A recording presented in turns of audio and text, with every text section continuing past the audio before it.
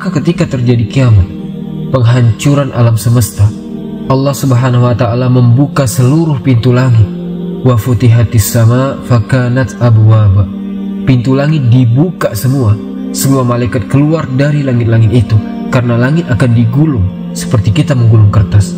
Maka ketika betul-betul terjadi kiamat, Allah wafatkan seluruh para malaikat, Allah wafatkan semua jin, dan Allah wafatkan semua manusia.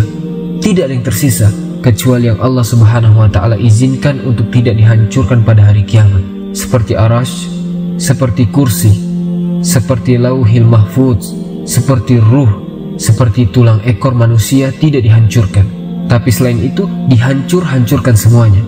Berapa lama? Hadis Abu Hurairah radhiyallahu an mengatakan 40, tanpa menyebut 40 tahun, 40 bulan, 40 hari. Intinya 40, kata Abu Hurairah, antara tiupan sangkakala pertama ke tiupan sangkakala kedua. Maka hancur semua alam semesta ini. Inilah yang disebut kiamatul kubra, kiamat besar. Semua hancur. Para malaikat juga sudah diwafatkan. Malaikat Jibril, Mikail, Israfil, bahkan Malakul Maut juga sudah mati. Sudah tidak ada makhluk yang berakal lagi. Bumi sudah hancur, seluruh alam semesta sudah hancur. Apa yang terjadi? Allah Subhanahu wa ta'ala berteriak, limanil mulku yaum, limanil mulku yaum. Kalian sudah tahu siapa yang berkuasa di alam semesta ini? Tidak ada yang menjawab.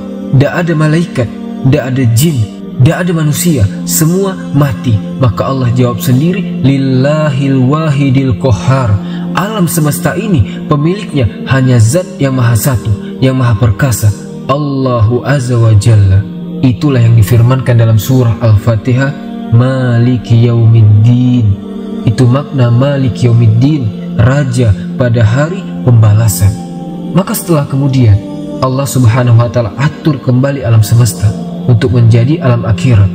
Maka bumi yang kita pijak hari ini, Allah katakan yauma tubaddalul ardu ghairul ard. Pada hari di mana bumi Allah hancurkan, kemudian Allah gantikan dengan bumi yang baru. Kata para ulama, bumi ini hilang, datang bumi baru? Tidak. Bumi yang kita pijak ini, bumi pula di padang mahsyar, cuma bentuknya dirubah. Yang tadinya bulat, kemudian dibentangkan, sehingga bumi yang sekarang kita lihat ada bukit, ada gunung, ada lembah, ada tinggi, ada rendah. Nanti ketika Allah hancurkan, Allah ganti dengan bumi yang baru. Maka Allah hamparkan sehingga tidak ada yang meninggi, tidak ada yang merendah, tidak ada bukit, tidak ada lembah, tidak ada bangunan, tidak ada hutan, tidak ada gunung, rata semuanya. Kenapa Allah ratakan? Wa izal ardu muddat. Dan apabila bumi diratakan, supaya makhluk sejak Adam meninggal sampai terakhir mati muat di bumi itu. Sekarang bumi itu dalam bentuk bulat kan? Di bumi ini ada lautnya, di bumi ada hutannya, di bumi ada bukit, ada gunung. Tidak semua tempat dihuni manusia. Kalau seandainya bumi tidak dirubah, kemudian seluruh manusia dibangkitkan sejak Adam sampai terakhir mati, tidak akan muat bumi ini. Makanya kemudian semua diratakan, sehingga kalau dibangkitkan semua akan muat. Itulah padang mahsyar. Allah katakan wa akhrajatil ardu asqalaha. Allah Subhanahu wa ta'ala bangunkan malaikat Israfil untuk meniupkan sangkakalanya yang kedua. Ketika kemudian malaikat Israfil bangkit, kemudian meniupkan sangkakala keduanya, maka terjadilah yaumul ba'si wan nusyur, hari di mana manusia dibangkitkan kemudian dikumpulkan. Maka ketika itu Allah katakan wa akhrajatil ardu asqalaha. Kami keluarkan beban-beban bumi. Maksudnya adalah bangkai-bangkai manusia itu semua terangkat kembali. Dari mana? Dari tulang ekor. Karena tulang ekor manusia tidak dihancurkan pada hari kiamat. Ketika Allah perintahkan Israfil untuk meniup sangkakala yang kedua, dari tulang ekor setiap manusia itulah tercipta manusia kembali. Padahal sudah hancur semua dengan kiamat, tapi tulang ekor manusia tidak hancur. Karena disitulah Allah kembali ciptakan kita. Kemudian jasad itu dilempar ke permukaan semuanya. Bayangkan dari zaman Adam sampai yang terakhir mati, jasad itu bergelimpangan di padang mahsyar. Maka Allah Subhanahu wa ta'ala katakan wa izan nufus zuwijat. Dan apabila ruh-ruh dipertemukan dengan tubuh, ruh orang beriman dilesatkan dari iliin untuk kembali ke tubuhnya. Kemudian ruhnya orang-orang kafir dilesatkan dari sijjin. Ruh-ruh itu kemudian masuk ke jasad-jasad mereka tanpa tertukar jasadnya. Disitulah manusia dibangkitkan. Ketika manusia dibangkitkan, orang-orang kafir ini digambarkan dalam surah Yasin, ya wailana mamba'asana mim marqadina, duhai celaka kami, siapa yang membangunkan kami dari tidur-tidur kami ini? Maka mereka digambarkan seperti laron. Yauma yakunun nasu kal farasil mabsus. Pada hari itu manusia seperti laron yang berterbangan. Laron ini kalau ada lampu maka dia akan mengejar lampu, dan mereka terbangnya tidak ada aturan, sehingga karena tidak ada aturan diterjang kawannya, tabrak sana tabrak sini, besoknya berhamburan, sayapnya entah kemana-mana. Begitulah kondisi manusia pada hari kiamat. Orang-orang kafir lari ke barat dan ke timur, lari lagi selatan ke utara. Mereka tidak ada tujuan, seperti laron. Yauma yafirul mar'u min akhi wa ummihi wa abi wa sahibatihi wa bani. Pada hari itu manusia lari dari saudaranya, dari ibu dan bapaknya, dari istri dan anak-anaknya. Semua manusia sibuk dengan sendirinya, kecuali orang-orang yang beriman. Orang-orang yang beriman ketika dibangkitkan dia tidak lari. Di sampingnya sudah ada pasangannya, sudah ada istrinya, suaminya, anak, ibu, kakek, semua. Wallazina amanu, dan orang-orang yang beriman, wattaba'athum dzurriyyatahum biimanin, kemudian keimanan diikuti oleh keluarganya, alhaqna bihim dzurriyyat, maka kami kumpulkan keluarga yang beriman di satu tempat. Ketika orang-orang yang beriman ini melihat orang-orang kafir lari ke sana kemari, maka mereka hanya mengatakan haza ma wa'ada rahman wa sadaqal mursalun. Inilah janji dari Allah Ar-Rahman dan benarlah ucapan para nabi. Ikhwatal iman yang dimuliakan Allah Subhanahu wa taala, ketika itulah baru ada penyeruh di tengah-tengah pada mahsyar. Kemudian barulah manusia tertuju kepada satu arah, kepada satu suara. Dan Allah Subhanahu wa taala bahasakan kal jorodil muntasir, seperti belalang-belalang yang sedang berterbangan. Belalang itu kalau sedang terbang bersama koloninya pasti akan tertuju pada satu titik, maka semua tertuju pada satu titik. Disinilah disebut ardul mahsyar, kita akan dikumpulkan. Ketika mereka dibangkitkan, Nabi SAW mengatakan yuhsarun nasu yaumal qiyamah hufatan uratan ghurlan. Ketika manusia dibangkitkan hufat, tidak pakai celana, tidak pakai baju, telanjang bulat, kemudian tidak dikhitan, kemudian tidak pakai sendal, kemudian tidak membawa harta di badan. Mau siapapun Anda presiden, menteri, orang kaya, dibangkitkan sama. Karena di hari itu tidak ada yang membedakan si kaya dan si miskin, si pejabat dan si rakyat, semua sama dibangkitkan seperti itu. Lalu apa yang mau disombongkan? Di padang mahsyar itu macam-macam manusia dibangkitkan. Ada yang dibangkitkan kecil sekali, kecil seperti semut di tengah-tengah orang-orang besar, sehingga harus menghindar pijakan orang-orang besar. Siapakah mereka? Merekalah orang-orang yang sombong ketika di dunia. Dia merasa besar ketika di dunia. Di akhirat Allah kecilkan, Allah bangkitkan seperti zarah di akhirat. Ada juga yang berteriak-teriak ya Rob, ya Rob, tapi Allah tidak memandangnya, Allah tidak mengajak bicara dengannya.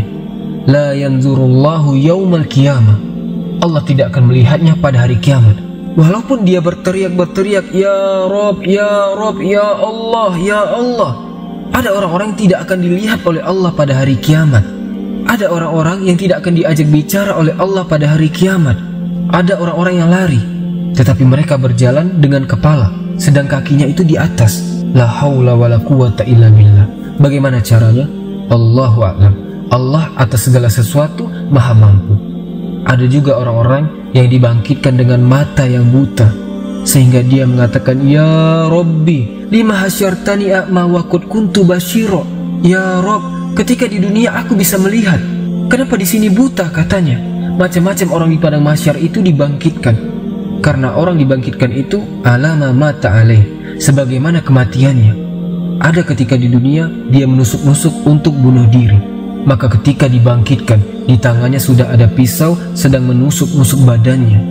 Anda bayangkan, manusia dibangkitkan itu macam-macam bentuknya. Baru kemudian manusia dikumpulkan di satu tempat. Disinilah terjadi faslul qada. Yang pertama kali faslul qada, di mana Allah Subhanahu wa Ta'ala akan membentangkan mahkamah peradilan di tengah-tengah manusia. Dan yang pertama kali diadili adalah para nabi. Dengan cara apa? Para nabi dikumpulkan umatnya. Nuh bersama umatnya, Nabi Soleh bersama umatnya, Nabi Syuaib bersama umatnya, semua para nabi bersama umatnya. Kemudian Allah akan berkata kepada umat setiap nabi, "Ya umat Nuh, sudahkah Nuh menyampaikan risalahnya?" Orang-orang kafir dari umat Nuh mengatakan, "Ya Rob, Nuh tidak pernah menyampaikan risalah kepada kami." Mereka hendak berdusta. Kemudian Allah mengatakan, "Ya Nuh, lihat, engkau belum pernah menyampaikan risalahku kepada mereka. Kenapa kau tidak sampaikan?" Maka Nuh mengatakan, "Ya Rob, aku sudah sampaikan. Kalau kau tidak percaya, aku punya saksi." Maka Allah mengatakan, "Kalau begitu, datangkan saksi." Maka Nuh alaihi salatu wassalam meminta kepada Rasul kita Muhammad sallallahu alaihi wasallam untuk menjadi saksi bahwa Nuh telah menyampaikan risalahnya. Maka Allah panggil Rasul kita Muhammad sallallahu alaihi wasallam, "Ya Muhammad, kenapa kau mau jadi saksi kepada Nuh alaihi salatu wassalam? Bukankah engkau usianya terpaut jauh dan kau tidak hidup di zamannya Nabi Nuh? Bagaimana kau akan jadi saksi mereka?" Maka Rasul sallallahu alaihi wasallam mengatakan, "Ya Rob, iya aku tidak hidup di zaman Nabi Nuh, tetapi aku yakin bahwa Nuh sudah menyampaikan risalahnya." Maka Allah mengatakan, "Apa yang membuat Anda yakin bahwa Nuh telah menyampaikan risalahnya?" Maka Rasul mengatakan, "Karena engkau yang bicara seperti itu ya Rob." Kemudian Rasul membacakan surat Nuh. "Engkau yang bicara dalam Al-Quran bahwa Nuh sudah menyampaikan risalahnya." Maka Allah mengatakan, "Sodakta, benar engkau. Wa kadzabu haula, dan mereka sudah berdusta." Kemudian berpindah kepada nabi berikutnya, berpindah kepada nabi berikutnya, sampai diakhiri dengan Isa ibn Maryam, nabi yang terakhir dari nabi-nabi Bani Israel. Inilah isyarat bahwa Nabi Muhammad akan menjadi saksi bagi seluruh para nabi. Ketika Nabi Muhammad hendak rindu ingin mendengar Al-Quran, yang dipanggil siapa? Abdullah ibn Mas'ud. Abdullah ibn Mas'ud bacakan untukku Quran. Kata Abdullah ibn Mas'ud, "Ya Rasulullah, a'aqra'u alaikal Qur'an wal Qur'an unzila ulaik." Rasul, apakah saya harus membaca Quran sementara Quran turun kepadamu? "Oh tidak wahai Rasul." Kata Rasul, "Iqra, baca, saya ingin mendengarkan suaramu." Maka Abdullah ibn Mas'ud membaca surat Nisa sampai kepada ayat, "Hatta iza ji'na min kulli ummatin bi syahid wa ji'na bika ala haula'i syahida." Bagaimana ya Muhammad kalau tiap-tiap umat itu mendatangkan saksi-saksinya, kemudian engkau menjadi saksi mereka? Maka kemudian Nabi SAW menangis dan mengatakan, "Ya Abdullah, hasbuka hasbuka, cukup cukup." Maka Abdullah melihat Rasul menangis sehingga membasahi janggutnya. Rasul akan menjadi saksi bagi setiap umat dan setiap nabi. Setelah para nabi kemudian dimintai pertanggungjawabannya, barulah Allah Subhanahu wa Ta'ala menoleh kepada umatnya Muhammad, menoleh kepada kita semuanya. Baru Allah Subhanahu wa Ta'ala bertanya kepada kita. Disitulah yang disebut dengan al-ardu. Ard, apa itu ard? Allah Subhanahu wa Ta'ala akan tampakkan kepada kita perbuatan kita di bumi. Allah tampakkan di akhirat. Kemudian Allah Subhanahu wa Ta'ala memberikan catatan kepada setiap hamba. Kalau Allah mengatakan Iqra kitabah, baca bukumu, maka dia pun membaca apa yang sudah dia lakukan. Ingat kekhususan hari kiamat, di mana Allah berikan memori hafalan manusia dikembalikan. Mereka kuat hafalannya. Kalau sekarang di dunia, 1 minggu yang lalu kita pernah ucapkan apa? Kita pernah berbuat apa? Kita pernah menzolimi siapa? Kita pernah hasad kepada siapa? Pasti sudah lupa. Tapi di akhirat Allah berikan kekuatan hafalan sejak antum akil balik sampai antum diwafatkan, hafal antum. Oh, jam segini, hari ini, tanggal ini aku begini. Kita akan hafal itu semua, akan dicocokkan dengan catatannya. Dan ketika itu teman-teman, manusia tidak bisa berdusta di hadapan Allah. Al-yawma nakhtimu ala afwahihim wa tukallimuna aydihim wa tashhadu arjuluhum bima kanu yaksibun. Mulut terkunci, tangan bicara, kaki menyaksikan apa yang sudah diperbuatnya. Bayangkan, saksi bukan hanya anggota badan, bahkan kulit juga jadi saksi. Kulit tiba-tiba bicara di hadapan Allah dan menyalahkan badannya. Akhirnya badan kemudian mengkritik kulit dan mengatakan, "Lima syahidtum alaina." Kenapa engkau wahai kulit menjadi saksi bagi badanmu sendiri? Kata kulit, "Antakanallah." Allah yang membuat bicara aku, mau apa? Tidak cukup hanya itu, tapi bumi yang kita pijak juga akan jadi saksi. Karena yauma izin tuhaddisu akhbaroha, pada hari itu bumi menghabarkan kisah-kisah orang-orang yang pernah berpijak di atas bumi itu. Lautan akan jadi saksi, langit akan jadi saksi, malaikat akan jadi saksi. Siapa yang bisa mungkir dari kesalahan, teman-teman? Semua jadi saksi. Di bumi antum bisa bayar lawyer, cari yang pandai bicara, dia bisa mendustakan yang jujur. Di akhirat nanti pengacaranya butuh pengacara, tapi di akhirat tidak ada pengacara. Apa yang mau diacarakan? Semua jadi saksi. Ikhwatal iman yang dimuliakan Allah Subhanahu wa ta'ala, mulailah manusia dihisab. Pertama, Allah Subhanahu wa ta'ala akan terbangkan catatannya. Di situ ada yang kemudian mengambil dengan tangan kanannya, dengan tangan kirinya, dari belakangnya, dan itu menunjukkan keselamatan dan tidaknya orang. Orang yang beriman ambil dengan tangan kanannya, dengan bangganya dia akan mengatakan, bacalah kitabku, saking senangnya dia karena dia tahu isi kitabnya. Tetapi orang-orang yang mengambil catatan dengan tangan kirinya, dia mengatakan apa? Ya laitani lam uta kitabiyah walam adri ma hisabiyah. Duhai kiranya aku tidak mau mengambil catatanku dan aku tidak tahu apa hisabku. Sampai terakhir dia akan mengatakan, ma aghna anni maliyah halaka anni sultaniyah. Duhai kiranya kekuasaan yang aku bangga-banggakan di dunia pun tidak ada manfaatnya. Duhai kiranya harta yang bertumpuk di dunia pun tidak ada faedahnya, menyesal dia. Kemudian mereka dikumpulkan di padang mahsyar. Terjadilah hisab kepada binatang. Disitulah dikumpulkan semua binatang, mulai dari semut, kuda sampai kepada buaya. Dikumpulkan semua di situ. Kenapa? Karena di antara binatang juga ada yang saling menzolimi. Yang bertanduk nanduk binatang yang tidak bertanduk. Buaya makan ular, ular makan binatang lainnya. Binatang ini terus makan-memakan sampai ke binatang yang kecil. Saling memakan di antara binatang. Allah Maha Adil. Ada hisab di antara binatang. Terjadi hisab tapi mereka tidak diazab. Mereka hanya dihisab saja. Setelah binatang-binatang dihisab, Allah mengatakan, kunu turoba, jadilah kalian tanah. Maka binatang-binatang pun kembali menjadi tanah. Orang-orang kafir melihat ketika binatang habis dihisab menjadi tanah, maka mereka mengatakan, ya laitani kuntu turoba, duhai kiranya aku juga menjadi tanah, kata mereka. Tapi tidak mungkin jadi tanah, tetap mereka dihisab dan diazab. Teman-teman, manusia akan dikumpulkan selama khamsina alfasan, 50.000 tahun, dalam kondisi berdiri. Tidak ada yang duduk atau baring kayak kita sekarang. Posisi mereka berdiri. Karena Allah mengatakan, yaumal yakumun nasu li rabbil alamin. Pada hari itu manusia berdiri menghadap Rabb-nya. Kenapa tidak ada yang duduk? Tidak ada yang berbaring? Karena kalau duduk, maka dia akan tenggelam dengan keringatnya. Berbaring apalagi? Bagaimana tidak tenggelam dengan keringatnya? Matahari diletakkan di atas kepala hanya sejarak 1 mil. Ada orang yang bercucuran dengan keringat sehingga tenggelamlah dia dengan keringatnya. Ada yang keringatnya sedada, ada yang keringatnya sepusar, ada yang keringatnya selutut, sesuai dengan amalannya. Dan hari itu hari yang haus sekali. Makanya orang-orang yang berhasil minum dari telaga Rasul, lam yatma abada.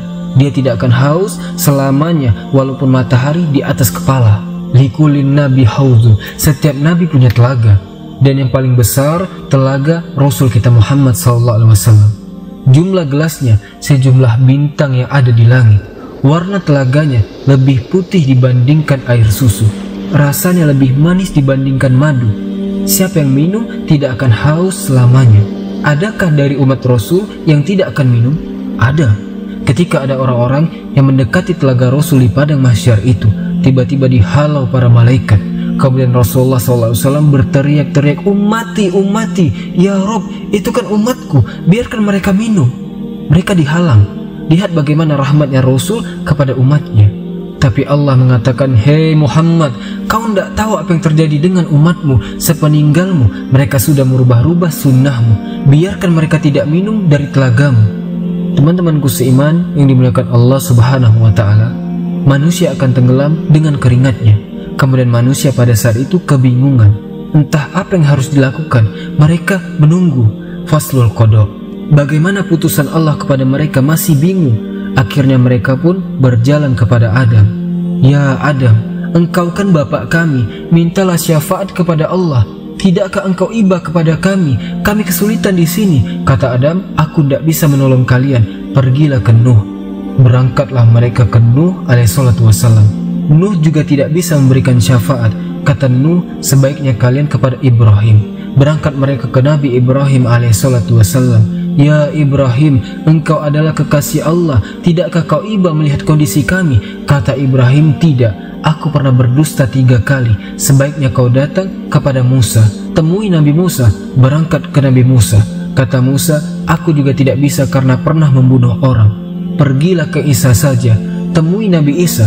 Kemudian mereka menemui Nabi Isa. Isa tidak menyebutkan uzurnya, tapi Isa mengatakan, "Datangilah Rasul Muhammad sallallahu alaihi wasallam." Datanglah mereka kepada Rasulullah sallallahu alaihi wasallam.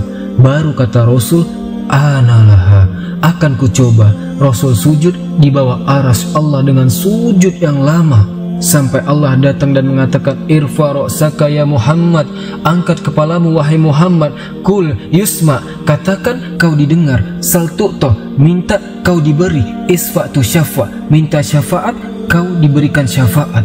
Allah, teman-temanku seiman yang dimuliakan Allah Azza wa Jal, kembali kepada proses hisab. Hisab ini ada 2 macam. Ada yang disebut dengan hisaban yasiro, hisabnya mudah. Ada yang disebut dengan hisaban asiro, hisabnya sulit. Dan ada yang ketiga, tanpa hisab. Ada kelompok yang tidak dihisab, karena Rasul pernah ditampakkan dari 70.000 umatnya. Mereka tidak dihisab, tidak diazab, langsung masuk surga. Kemudian ditanya, "Siapa mereka orang-orang yang tidak dihisab itu, wahai Rasul?" Kata Rasul, "Orang yang tidak minta diruqyah, orang yang tidak minta dikai, besi panas yang digunakan untuk pengobatan, dan tidak tatoyur, menjadikan sial dan hoki kepada sebuah benda atau suara. Dan mereka senantiasa tawakal kepada Allah. Merekalah orang-orang yang masuk surga tanpa hisab dan azab. Tidak akan dikumpulkan di padang mahsyar, mereka langsung direct masuk surga. Tapi orang-orang yang hisabnya sulit dan orang yang hisabnya mudah tetap di padang mahsyar. Cuma mereka tidak sampai 50.000 tahun, tergantung hisabnya. Kalau hisabnya mudah, sebentar saja, karena umat Islam, orang-orang yang beriman hisabnya cepat. Allah hanya menghisab manusia itu setengah hari. Bagi orang-orang yang beriman, tidak sampai 50.000 tahun, setengah hari saja. Tapi setengah hari kehidupan akhirat bila dibandingkan kehidupan dunia, sama dengan 500 tahun. Karena Allah mengatakan, "Inna yauman inda rabbika ka'alfi sanatin mimma ta'udun." Satu hari kehidupan akhirat sama dengan 1000 tahun kehidupan dunia. Berarti setengah harinya 500 tahun. Dan orang yang beriman yang mendapatkan hisab itu hanya dari ba'da zuhur ke ba'da asar saja, setengah hari kehidupan akhirat. Makanya orang-orang miskin lebih dahulu masuk surga setengah hari dibandingkan orang kaya. Kenapa? Pertanyaannya berat. Dari mana kau dapatkan harta itu? Kemana kau belanjakan hartamu? Banyak pertanyaannya. Yang kita makan akan ditanya, yang kita minum juga akan ditanya. Makanya Allah mengatakan, "Falyanzuril insan ila ta'ami." Hendaklah manusia melihat kepada makanan yang dimakannya, karena semua akan ditanyakan. Allah mengatakan di dalam Al-Quran, dalam surah At-Takasur, "La tus'alunna yawma izin anin na'im." Akan ditanya pada hari kiamat itu semua nikmat yang Allah anugerahkan kepada kita. Dan ingat, hisab itu ada 2 cara. Orang yang berdebat dalam hisab, celaka dia, pasti masuk neraka. "Man nukisa fil hisab halak," kata Rasul. Orang yang melakukan perdebatan dengan Allah ketika hisab, celaka dia. Maksudnya, Allah akan mengatakan, "Dulu kuberi kau mata, sudah kau syukuri matamu?" Jawab. Maka dia mengatakan, "Belum ya Rob. Dulu kuberi telinga itu sebagai amanah. Kau gunakan untuk apa telingamu? Untuk maksiat kah atau untuk taat?" "Untuk maksiat ya Rob." Terjadi dialog. Kalau terjadi dialog seperti ini, celaka orang ini. Tetapi kalau yang kedua, ini tidak terjadi dialog, dia hanya mengiyakan saja, kata Allah, "Bukankah dulu di bumi aku berikan ini dan ini?" "Iya ya Rob." "Bukankah dulu di bumi kau begini dan begini?" "Iya ya Rob." Itu saja, dia tidak bantah. Maka Allah mengatakan, "Al-an satartuka." Sekarang kututupi dosamu, wa ghafartu zunubat, dan ku ampuni dosa-dosamu. Ini hisaban yasiro namanya, hisab yang mudah, hanya ditanya tapi tidak perlu jawab, tetapi yang memerlukan jawaban sehingga terjadi mulakosa, dialog di antara Allah dengan kita. Maka celaka orang ini, pasti binasa orang ini, hisabnya sulit. Ketika semua dihisab, maka datanglah mizan, timbangan. Fa amma man sakulat mawazinu fa huwa fi isyatir radiyah. Siapa yang berat timbangan baiknya, maka dia dalam kehidupan yang diridhoi, masuk surga. Wa amma man khafat mawazinu fa ummuhu hawiyah wa ma adraka ma hiya narun hamiyah. Tapi siapa yang berat timbangan buruknya, dipastikan masuk neraka. Teman-temanku seiman, setelah terjadi penimbangan amal, maka manusia mulai dikelompokkan dengan sesembahannya masing-masing. Nyembah apa antum di bumi? Nyembah pohon, bersama pohon itu. Nyembah gajah, maka bersama gajah itu. Nyembah batu, maka bersama batu itu. Semua orang dikumpulkan dengan sesembahannya. Dan ketika orang-orang kafir, orang munafik, orang yang beriman sudah terkelompok-kelompok, maka Allah katakan wasiyuqal ladzina kafaru ila jahannama zumaro. Giring orang-orang kafir itu, bawa mereka ke neraka jahannam. Jadi orang-orang kafir itu berombong-rombongan dimasukkan ke neraka. Mereka tidak akan sempat meniti sirotol mustaqim. Padahal Allah mengatakan wa in kuntum illa wariduha, kalian pasti akan melewatinya. Tapi orang kafir langsung masuk neraka, tidak ada melintasi sirotol mustaqim. Ketika orang-orang musyrik, orang kafir, Allah sudah masukkan ke neraka. Tinggal mukmin dan munafik. Di sini Allah Subhanahu wa taala bagikan cahaya. Setiap orang dapat cahaya. Cahaya itulah bekal kita meniti titian mustaqim. Karena sirat itu gelap, neraka jahanam itu gelap. Karena titian itu terbentang di neraka jahanam. Karena Allah Subhanahu wa taala mengatakan wa jaa rabbuka wal malaku soffan soffan wa ji'a yawma izin bi jahannam yawma izin yatazakkarul insan wa anna lahu dzikra. Ketika Allah datang menemui makhluknya di padang mahsyar, malaikat bersaf-saf, berbaris-baris. Allah katakan jahannam tarik ke sini. Jahannam pun ditarik. Jahannam punya 70.000 tali kekang. Satu tali kekang ditarik 70.000 malaikat. Besar jahannam. Kemudian jahannam dihadapkan ke hadapan manusia. Kemudian Allah bentangkan di situ sirotol mustaqim, jisru, jembatan yang terbentang di antara neraka jahannam. Jembatan itu halus, lebih halus dibandingkan rambut, lebih tajam dibandingkan pedang. Bahkan jembatan itu akan berlenggak-lenggok, dia bergerak, dia tidak diam, dan jembatan itu licin. Hanya orang-orang yang ditakdirkan bisa melintasi titian itu. Dan yang pertama meniti jembatan itu adalah Nabi SAW. Ketika Nabi SAW sudah meniti sirat, maka Nabi akan berdiri di ujung titian di situ, di kontorah. Setiap ada umatnya lewat, Rasul mengatakan ya Robbi salim salim, ya Robbi salim salim, ya Rob selamatkan selamatkan selamatkan. Saking kasihannya Nabi dengan kita. Ada yang melewati titian sirat itu seperti kilat, bus, udah sampai di sana. Ada yang seperti angin, sudah di sana. Ada yang seperti kuda balap, tiba-tiba sudah di sana. Ada yang seperti lari kencang, ada yang merangkak-rangkak, ada yang terkena kalalip, ada yang kemudian jatuh berdiri, ada yang kemudian nyemplung ke neraka jahanam, ada yang kemudian baru melangkahkan kaki langsung jatuh ke neraka jahanam.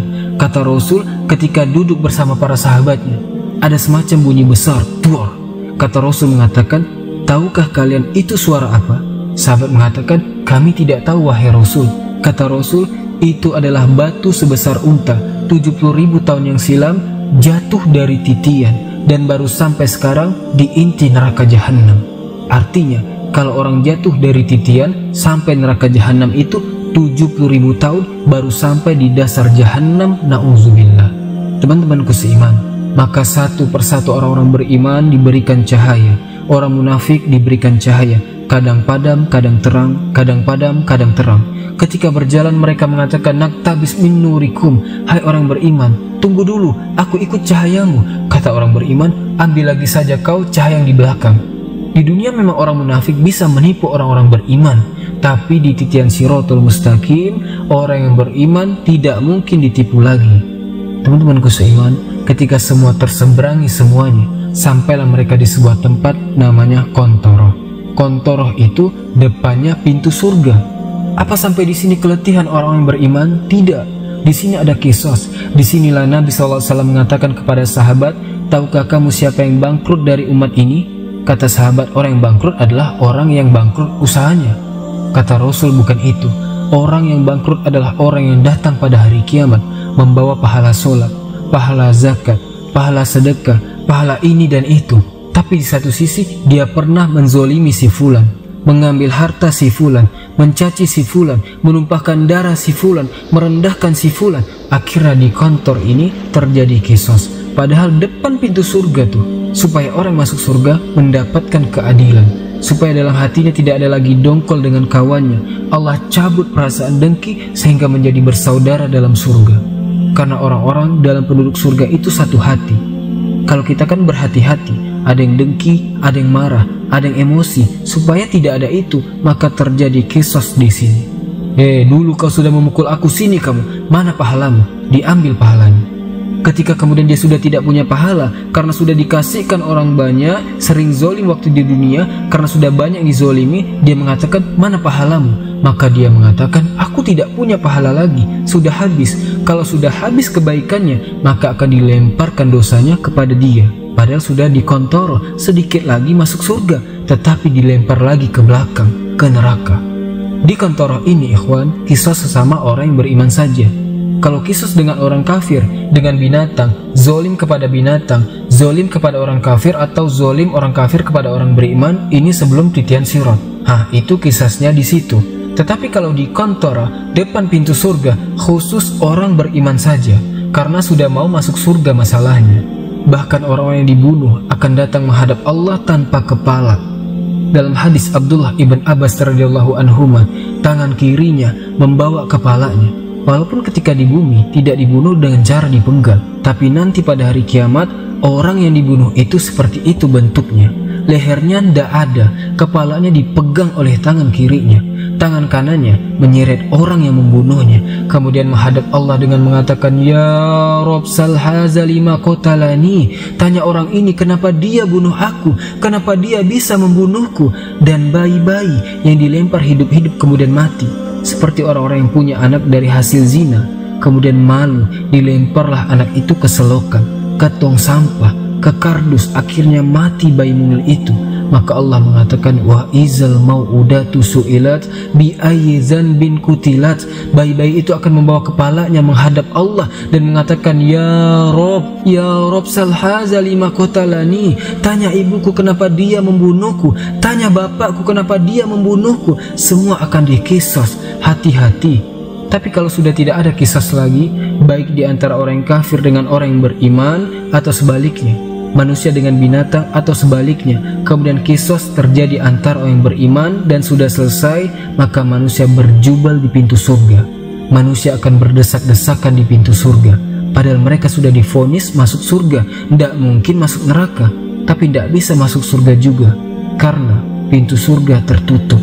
Semua para nabi berusaha membuka, tidak bisa, tidak diizinkan malaikat Ridwan. Tiba-tiba di tengah manusia yang sudah divonis masuk surga itu, muncullah seorang laki-laki, Sayyidul Anbiya'i wal Mursalin, Sayyidul Awwalina wal Akhirin, Muhammad sallallahu alaihi wasallam. Nabi kita, kedua kita, Rasul kita Muhammad sallallahu alaihi wasallam mendekati pintu surga dan membuka pintu surga dengan mengetuknya, Assalamualaikum. Maka Ridwan mengatakan, Waalaikumsalam. Kata Ridwan, man, siapa kamu? Kata Rasul, ana Muhammad, saya Muhammad. Kata malaikat Ridwan, bika umirtu ala aftali ahadin qoblak. Aku diperintah Allah untuk tidak membuka pintu surga kecuali kau yang minta. Kata Rasul, ana awal man aftahtihu babal jannah. Sayalah orang yang pertama kali membuka pintu surga. Kemudian dibentanglah pintu surga. Pintu surga ini ada yang berteriak. Jadi Allah subhanahu wa ta'ala meletakkan para pemanggil di pintu-pintu surga. Kalau dia ahli solat, pintu itu memanggil, hei pakar-pakar solat, kau kesini, masuknya di sini, jangan di situ. Yang pakar puasa sunnah, puasa Senin Kamis, ayamul bid, puasa Daud, pokoknya ahli puasa ada pintunya, dari pintu Royan. Hei ahli puasa, sini-sini dari pintu Royan, jangan di situ. Pintu jihad mengatakan, hei yang mati syahid, lewat sini. Pintu taubat, hei yang taubat, lewat sini. Masing-masing pintu menyeru kepada keahlian ibadahnya masing-masing. Dan surga itu memiliki 8 pintu, berbeda dengan neraka yang memiliki 7 pintu. Kenapa? biar menunjukkan bahwa rahmat Allah itu lebih luas dibandingkan murkanya.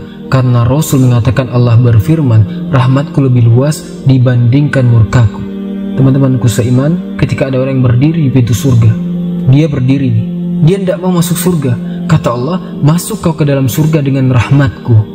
Orang ini mengatakan, ya Rob, tidak, saya tidak mau masuk surga dengan rahmatmu ya Rob. Kalau masuk surga dengan rahmatmu, itu bagi orang yang melakukan dosa, kemudian bertaubat, kau kasih sayangi dia, akhirnya kau katakan masuk surga dengan rahmatmu. Aku ini tidak pernah berbuat dosa selama di dunia, aku ingin masuk surga dengan amalanku.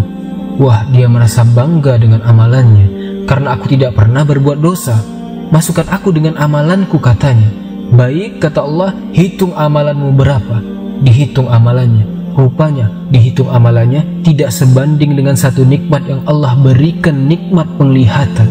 Karena amalannya lebih banyak melihat, karena takut dia tidak bisa masuk surga dengan amalannya. Kalau begitu ya Rob, masukkan aku ke dalam surga dengan rahmatmu ke dalam surga. Ya, karena masuk surga itu karena rahmat Allah. Kata para sahabat, termasuk engkau wahai Rasul, termasuk saya. Allah masukkan saya ke surga karena rahmatnya, tapi Allah masukkan ke neraka karena keadilannya. Teman-temanku seiman yang dimuliakan Allah Subhanahu wa ta'ala, ketika kemudian penduduk surga masuk ke dalam surga, kemudian malaikat surga mengatakan, salamun alaikum bima sobartum fa ni'ma uqbaddar. Keselamatan bagi kalian wahai penduduk surga. Pertama kali tahiyat, tahiyatus salam, salamun qaulan mir rabbir rahim. Allah pun mengucapkan salam. Orang-orang tertentu saja mendapatkan salam di dunia itu, seperti Khadijah, istri Nabi. Kata Nabi SAW, Rob dan Jibril menitipkan salam kepadamu, ya Khadijah.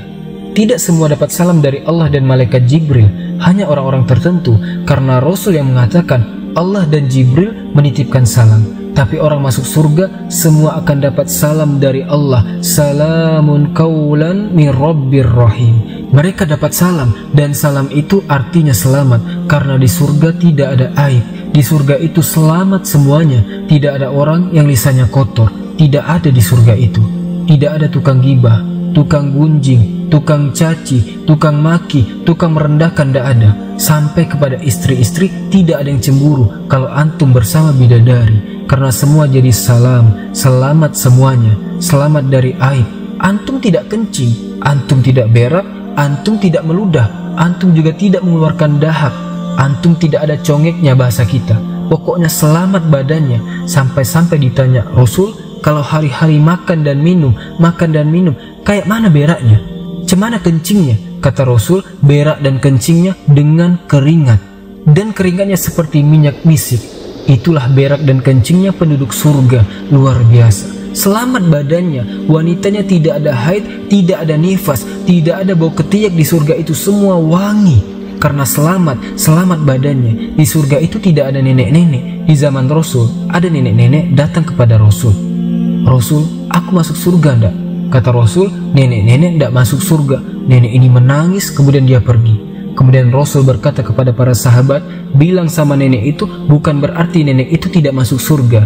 Maksudnya di surga itu tidak ada nenek-nenek. Dibacakan ayatnya, inna ansya'nahunna insya'an faja'alnahunna abkara uruban atroba. Kami jadikan nenek-nenek menjadi gadis-gadis, usianya 33 sampai 34, semua sebaya, sama usianya seperti itu. Dan surga itu teman-teman, nikmatnya bertambah dan bertambah. Ada sukul jannah, pasar surga.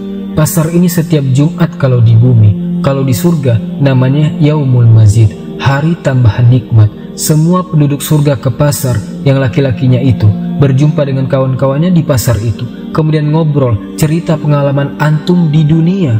Kita bicarakan semua itu, akan teringat dengan kehidupan dunia, obrolan kita, bercandaan kita, semua akan dibicarakan di pasar surga itu. Di pasar surga itu tidak ada jual beli, hanya untuk berjumpa dengan kawannya, ngobrol, minum, makan di situ enak-enak. Kemudian sebelum pulang, tiba-tiba Allah Subhanahu wa ta'ala hempaskan angin membawa debu, kemudian mengenai jasad-jasad yang ada di pasar surga itu, maka dia akan bertambah gantengnya, bertambah sehatnya, bertambah kekarnya, bertambah indah pokoknya. Ketika pulang, istrinya tidak kenal. Laqad jastum husnan wa jamala. Wahai suamiku, kenapa engkau makin tampan, makin ganteng, kata suaminya. Kau juga istriku, kenapa makin cantik, katanya. Jadi setiap minggu kenikmatan itu bertambah, makin ganteng, makin ganteng. Dan di surga, makanan hari ini kalau dimakan besok lebih nikmat lagi, kalau lusa lebih nikmat lagi, besoknya lagi makin tambah nikmat. Itulah di surga. Di surga itu makin hari makin nikmat, makin hari makin ganteng, makin hari makin cantik.